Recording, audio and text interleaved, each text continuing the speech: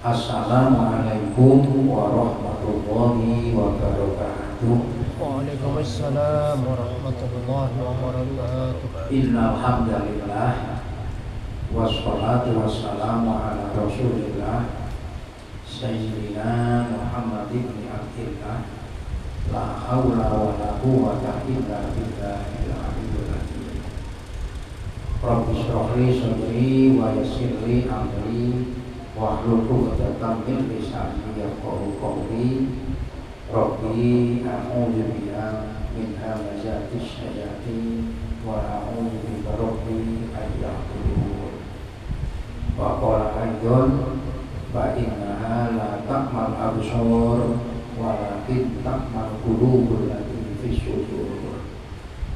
Wa qala Nabi sallallahu alaihi wasallam al-jafa'u kullal jafa' wal kufru wan nifaqu man yasma'u munadiyallahi yunadi bis sholati fala yujibuhu rawahu Ahmad wa Tirmidzi.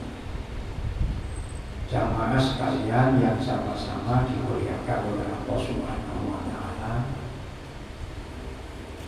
Rasulullah sallallahu alaihi wasallam memberitahu kepada kita satu di antara ciri kerasnya watak seseorang, keras hatinya, keras kepala, dan masuk dalam kelompok memiliki ciri kekufuran, ciri kemunafikan, manakala orang mengumandangkan azan, memanggil untuk mengerjakan sholat, fala yujibu, tapi tidak melaksanakannya, tidak memenuhinya. Apabila azan dikumandangkan, azan itu mengumandangkan, azan itu untuk memanggil orang untuk mengerjakan sholat. Tapi ketika dipanggil dengan suara azan, dirinya sebagai orang yang beriman, tapi dia tidak memperhatikan sehingga tidak mendatangi panggilan azan itu, artinya tidak mengerjakan sholat berjamaah. Panggilan azan itu ciri bahwa orang itu termasuk memiliki sifat kekufuran, sifat kemunafikan. Nah, mari kita coba, kita teliti, kita telaah dalam diri kita sendiri. Makanya itu jamaah sekalian, sholat berjamaah itu diantara manfaatnya adalah untuk melatih pribadi yang memiliki sifat kesabaran. Jadi sholat berjamaah itu melatih diri untuk memiliki sifat kesabaran. Kok bisa? Ya, satu, orang sholat berjamaah itu kalau menjadi makmum maka tidak boleh mendahului imam, maka harus menunggu aba-aba imam sampai selesai. Ini kan perlu kesabaran. Sampai dan saya sudah hafal sholat subuh, kadang-kala tanda-tanda aba-aba imam belum selesai sampai dan saya sudah nyungkur duluan. Berarti nggak sabar. Panggilannya diselesaikan dulu. Aba-aba yang datang dari imam itu diselesaikan dulu. Jadi ketika imam Allahu Akbar, baru kita Allahu Akbar. Kalau kita baru imamnya sami Allahu liman hamidah, baru sampai yang sami Allahu liman hamidah. Jangan imamnya baru sami Allah, kita juga sami Allah. Ini kadang-kadang nanti gerakannya mendahului imam. Sementara kalau sholat berjamaah mendahului imam sampai 3 kali berturut-turut dikatakan batal sholatnya. Maka ini perlu kesabaran, melatih kesabaran. Kalau imamnya cepat, kita juga ikut cepat. Kan perlu kesabaran. Tidak boleh kita meninggalkan imam mendahului imam. Maka makmum diberikan kekurangan. Kalau ketika imamnya cepat sampai baca Fatihah belum sampai, nggak usah diteruskan. Umpama sampai Fatihahnya baru iya karena dua iya karena sekali, tahu-tahu imamnya sudah Allahu Akbar, nggak usah pakai repot-repot, nggak usah ini akhirnya nggak cuma langsung ikuti daripada imam. Kenapa? Karena memang sholatnya makmum sudah menjadi tanggung jawab imam. Loh, kan enak. Tapi itu makanya imam itu harus paham.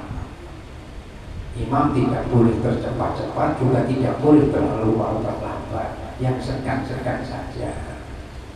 Malah Nabi kalau ada waktu ada jamaah bawa anaknya nangis, lalu agak dipercepat sedikit. Takut-takut nanti nangisnya jatuh, kepalanya benjol nanti. Jadi cepat-cepat itu dari jamaah sholat berjamaah itu dia antaranya adalah membentuk sifat kesabaran pada diri kita. Nah, mudah-mudahan dengan sholat berjamaah ini kita bisa untuk menghapus sifat kekufuran. Kufur ini bukan berarti kita mengingkari terhadap Allah, tapi kita mengingkari rahmatnya, nikmatnya Allah berupa sholat berjamaah ini. Hadisnya mungkin ada pada halaman 150 atau 100 berapa buku sakulan itu. Al-jafa'u kullal jafa' wal kufru wal nifaqu man yasma'u munadiyallahi yunadi bis-sholati fala yujibu. Rawahu Ahmad wa Tabarani. Kekasaran watak yang sebenarnya, kemunafikan dan kekafiran adalah orang yang mendengarkan seruan azan yang dilakukan oleh yang muadzin mengumandangkan azan, lantas tidak memenuhi panggilannya. Itu dikatakan oleh Nabi, orang yang keras, orang yang berwatak keras, orang yang hatinya keras, orang yang memiliki sifat kekufuran, orang yang memiliki sifat kemunafikan. Kemarin sudah kita sampaikan salah satu ciri di antara ciri orang yang memiliki sifat munafik, sifat yang kemarin sudah kita jelaskan adalah manakala dia berat merasa untuk melakukan sholat isya berjamaah dan sholat subuh berjamaah. Nah, mudah-mudahan kita selalu diberikan kekuatan oleh Allah Subhanahu wa Ta'ala sehingga sholat itu menjadi penolong buat kita. Maka itu sampai dalam Quran sampai sudah hafal semuanya. Wasta'inu bis-sabri was-shalah wa innaha lakabiratun illa 'alal khashiyin. Mohonlah pertolongan kepada Allah dengan sholat dan sabar. Tapi itu semuanya berat kecuali bagi orang-orang yang hatinya penuh kekhusyuan. Dipanggil sholat, segera dirinya untuk mempersiapkan menuju ke tempat sholat. Karena apa? Dipanggil untuk menghadap terhadap zat yang menciptakannya, diberikan kesempatan oleh Allah untuk bisa mendatanginya, tapi disia-siakan. Sementara dirinya mendapatkan segala karunia itu datang dari Allah Subhanahu wa Ta'ala. Maka sholat itu sebagai bentuk kesyukuran kita. Sehingga Nabi mengingatkan afdholus sholati fi awali waktiha. Seutama sholat itu dilaksanakan di awal waktunya. Nah, ini karena kita menjemput rahmatnya Allah. Dan sholat itu kita menghadap langsung dengan Allah Subhanahu wa Ta'ala. Lalu kita bercakap-cakap di hadapan Allah. Kita katakan apa yang menjadi keperluan kita. Kita doa di dalam sholat kita. Rabbi firli warhamni wajburni warfaqni warzuqni wahdini wa'afini wa'fu'ani. Kita persiapkan di hadapan Allah. Maka dalam pemahaman kita ingatkan ihsan antak butallah karena katarohu wa ilam takutaro wa innahu ya'lam. Kita beribadah seolah-olah kita melihat Allah, padahal kita tidak melihatnya, tapi Allah pasti melihat kita. Maka kita sholat berhadapan langsung dengan Allah. Makanya kita harus tumanina, kita harus betul-betul menghayati sholat kita itu. Sehingga dikatakan oleh Nabi, as-sholatu mi'rajul mu'min. Sholat itu naik derajatnya orang mukmin, menjadi sarana untuk mengangkat derajatnya orang mukmin. Dan sedangkan kita bertanya, sholat sudah setiap saat kita lakukan, lalu muncul apakah sudah dalam diri kita? Bagaimana nilai diri kita dalam menghadapi tantangan yang demikian? Nah, mudah-mudahan ini baik. Selanjutnya kita buka dalam hadis berikutnya yang berkaitan dengan masalah berjamaah. Itu hadis yang diriwayatkan juga oleh Imam Ahmad dan Tabrani. Saya baca.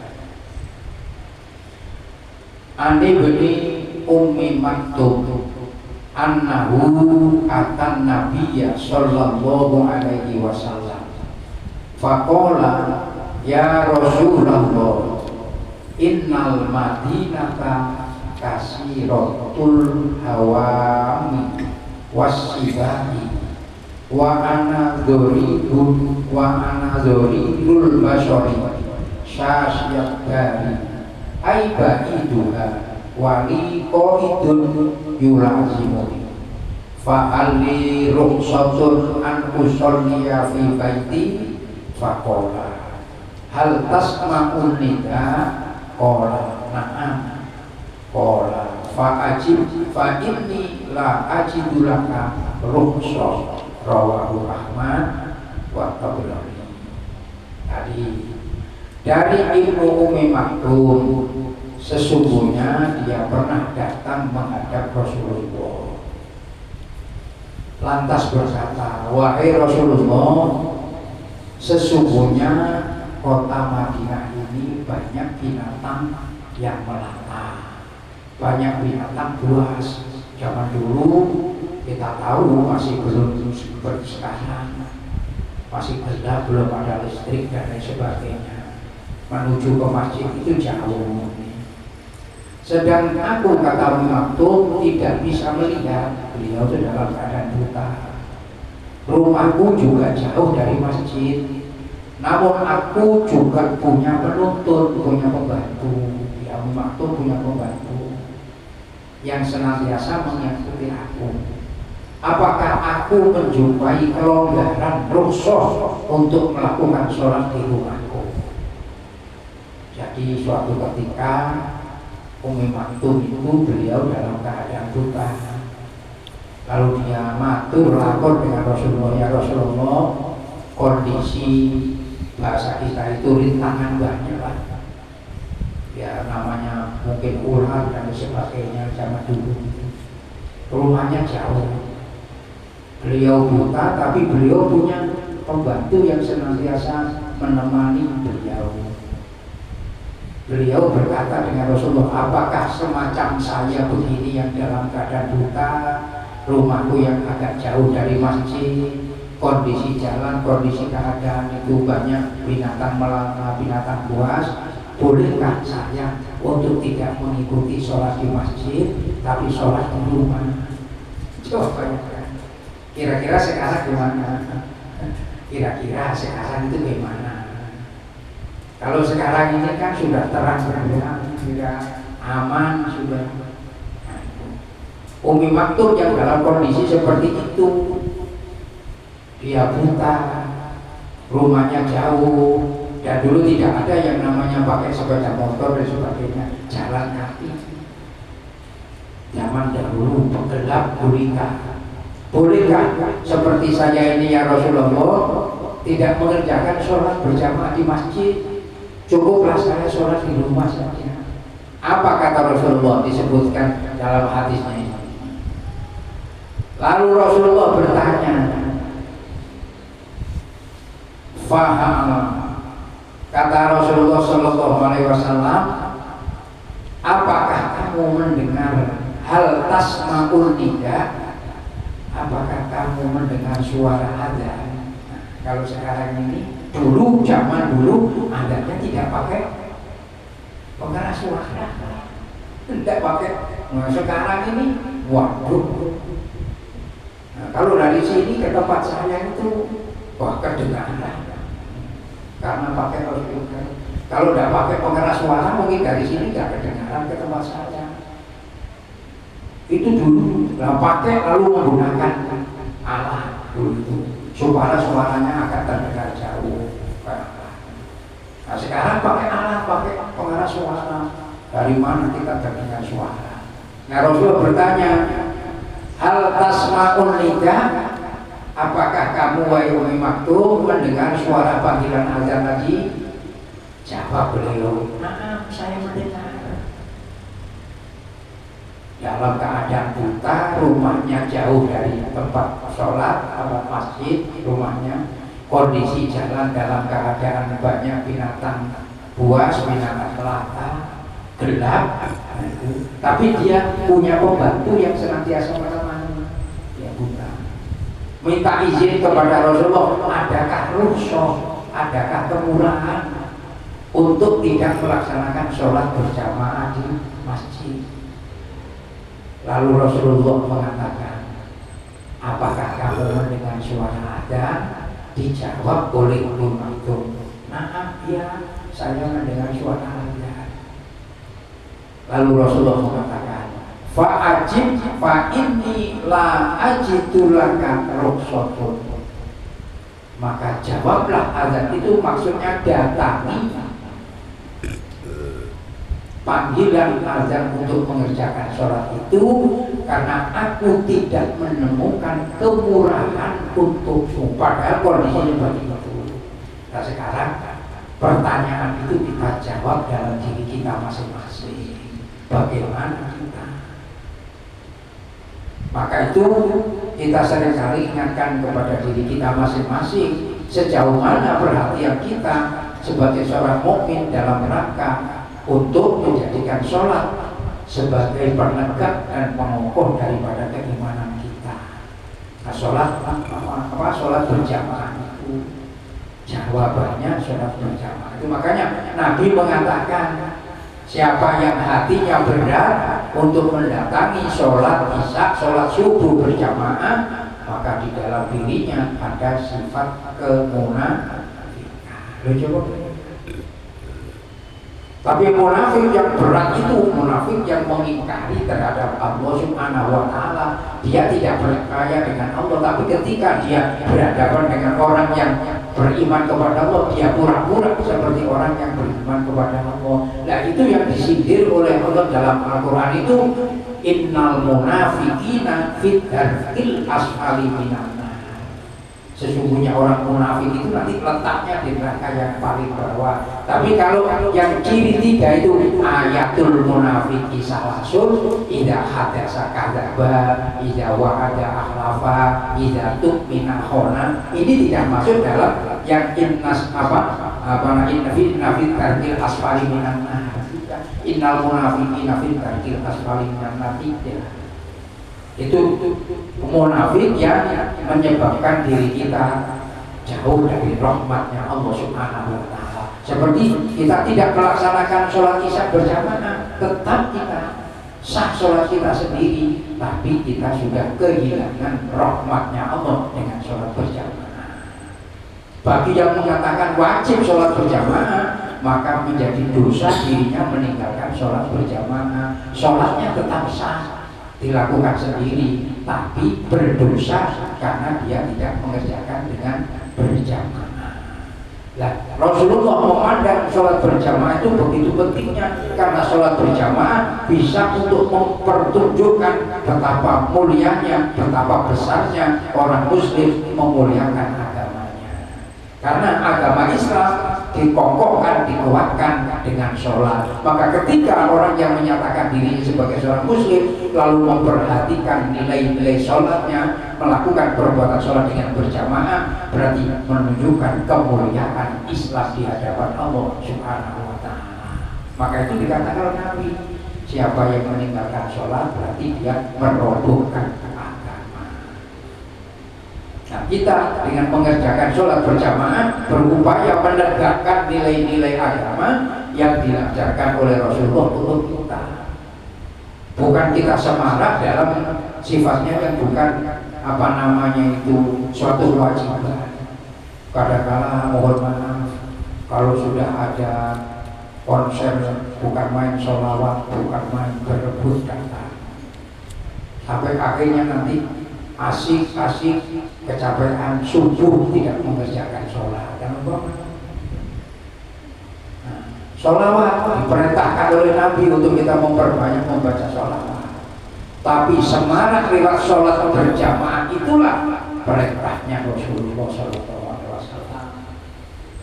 Tapi bayangkan kita umat Islam ini, kita mau selamat, ini mohon maaf, ini berlaku di mana-mana, bukan termasuk di Samarinda saja, di tempat saya juga dia.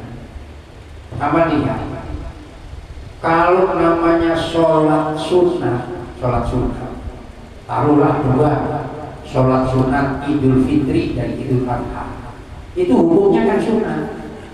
Hukum sunat itu apabila dikerjakan berpahala, apabila ditinggalkan tidak berdosa. Hukum sunat.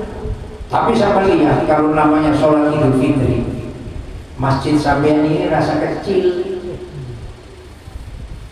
Coba bayangkan, masjid mana Baitur Rahim yang besar itu sampai ke jalanan. Sholat sunnah Idul Fitri, masjid Islamic Center itu sampai dipasang macam-macam. Coba yang melihat itu, khotib sampai di rumah itu tinggi, nanti dibuatkan itu supaya kelihatan di jamaahnya. Sunnah, ibadah sunnah. Lalu sekiranya kita bisa menempatkan bagaimana sholat wajib seperti itu, orang yang bukan beragama Islam akan takut untuk mengganggu Islam. Nah sekarang ini karena kita sendiri yang kurang memperhatikan Islam, makanya Nabi jauh sudah mengingatkan kepada kita. Jadi kita nanti ibarat seperti tulang belulang yang direbut oleh anjing-anjing itu. Hati-hati. Malah kata Nabi disebutkan umat Islam itu seperti buih di atas lautan.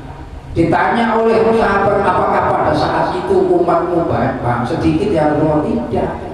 Umatnya Rasulullah itu banyak, tapi kualitasnya, bobotnya.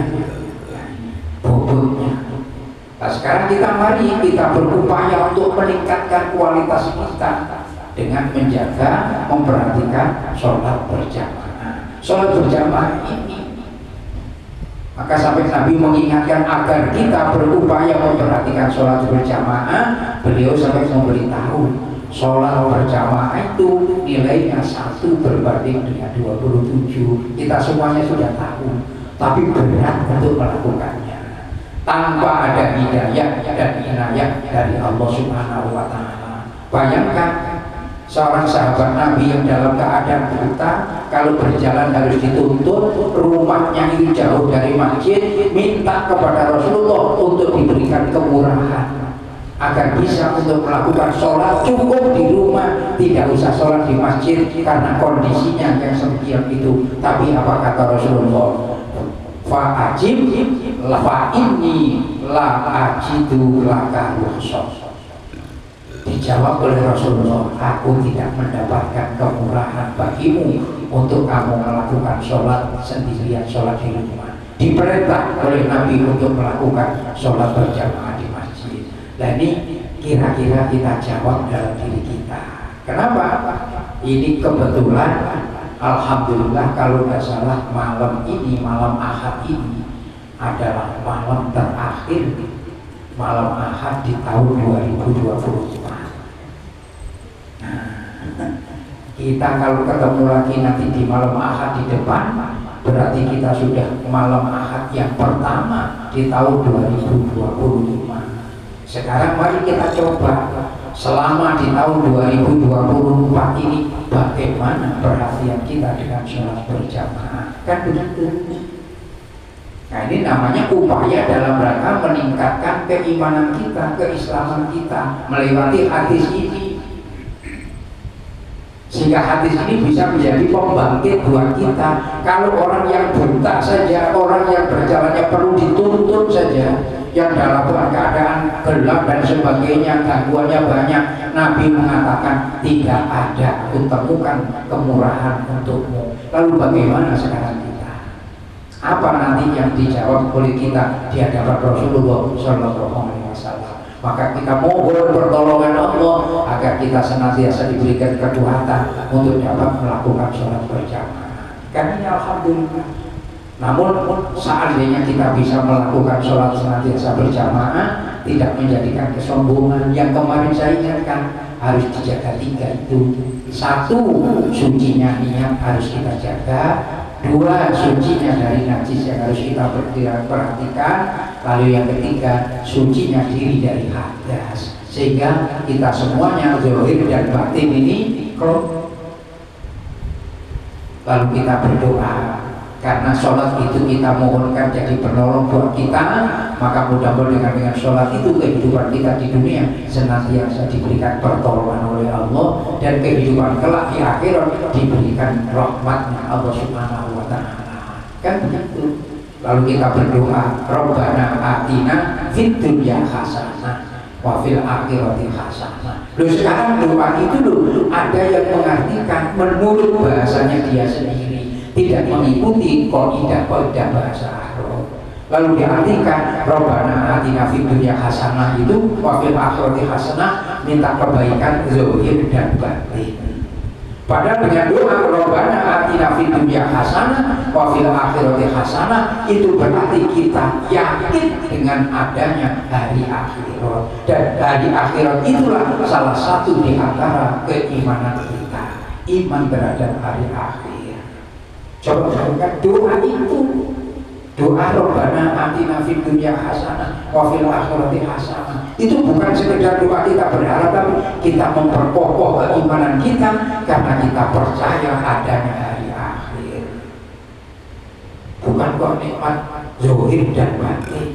Ini sekarang ini hati-hati. Dan itu lalu dimunculkan lewat YouTube, lewat TikTok. Sementara yang membaca, yang memahami tidak paham dengan kaidah bahasa, akhirnya mengikuti.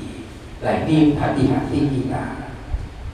Nah kalau tidak demikian nanti kita akan menjadi orang yang tersesat, mengartikan segala-galanya diartikan secara harfiah, tekstual, sementara itu dijelaskan oleh Rasulullah seperti itu.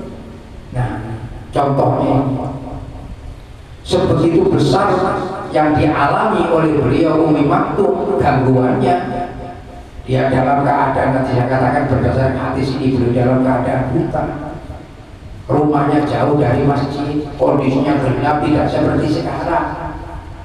Nah, itu minta kemurahan dari Rasulullah untuk bisa tidak melakukan sholat berjamaah. Rasulullah mengatakan, apakah kamu mendengar panggilan azan? Mendengar ya Rasulullah. Kalau kamu mendengar, maka datangilah untuk mengikuti sholat berjamaah. Aku tidak menemukan kemurahan untukmu. Lalu jawabannya Rasulullah itu kita coba untuk melihat dalam diri kita sendiri. Lalu pertanyaan muncul, sudah seberapa kuat iman kita?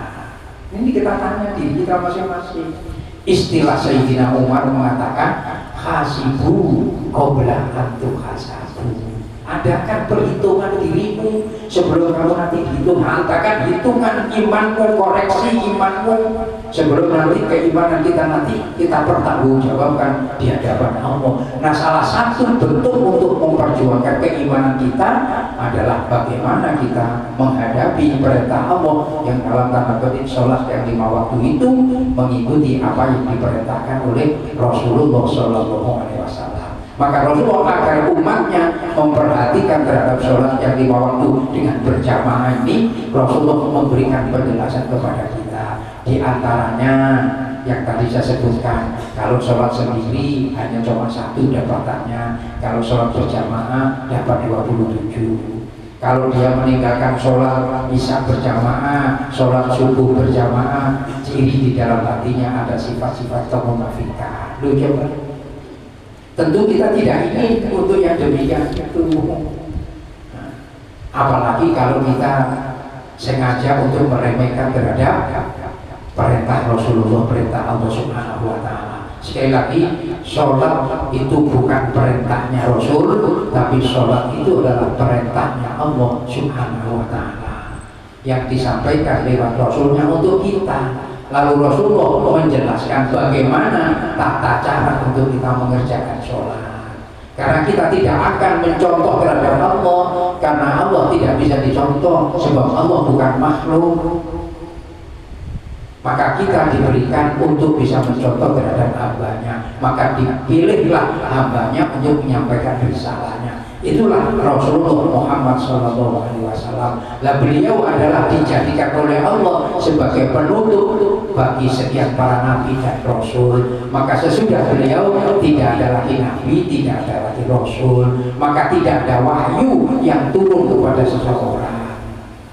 Karena wahyu terakhir adalah wahyu yang diterima oleh Rasulullah SAW yang terkumpul dalam Al-Quran. Nah, karena Al-Quran itu pedoman hidup supaya saya dan saya bisa melakukan dan melaksanakan apa yang di dalam Al-Quran, lalu dijelaskan dan dicontohkan oleh Rasulullah.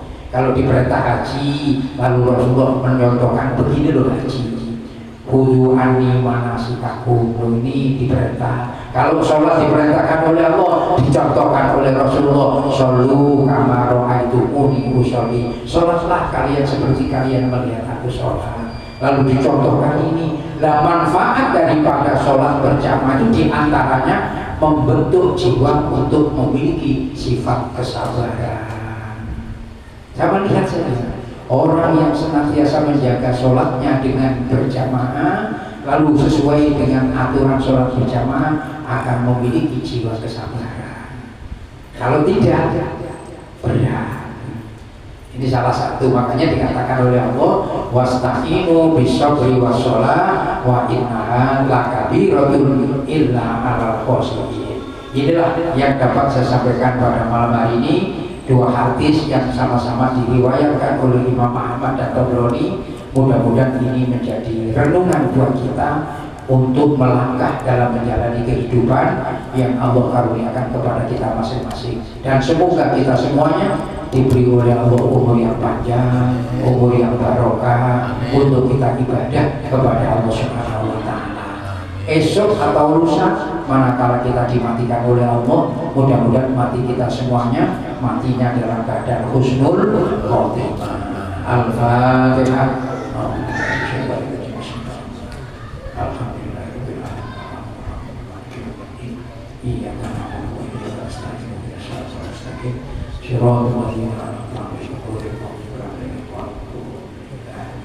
Amin ya mujib as-sa'il. Bismillahirrahmanirrahim. Allahumma shalli ala sayyidina Muhammad wa ala sayyidina Muhammad. Alhamdulillahirabbil alamin. Allahumma arinal haqqa haqqan warzuqna ittiba'ah wa arinal batila batilan warzuqna ijtinabah. Allahumma ja'alna bil afiyati was salamah wa haqqina bit taqwa wal istiqamah wa a'inna min mujibatin nadamah fil hali wal mali innaka sami'ud du'a. Rabbana atina fid dunya hasanah wa fil akhirati hasanah wa qina adzabannar. Wa sallallahu ala khairi khalqihi Muhammad walhamdulillahi rabbil alamin. Kita tutup bersama dengan membaca doa kafaratul majlis. Bismillahirrahmanirrahim. Subhanakallahumma wa bihamdika asyhadu an la ilaha illa anta astaghfiruka wa atubu ilaik. Wassalamualaikum warahmatullahi wabarakatuh. Waalaikumsalam.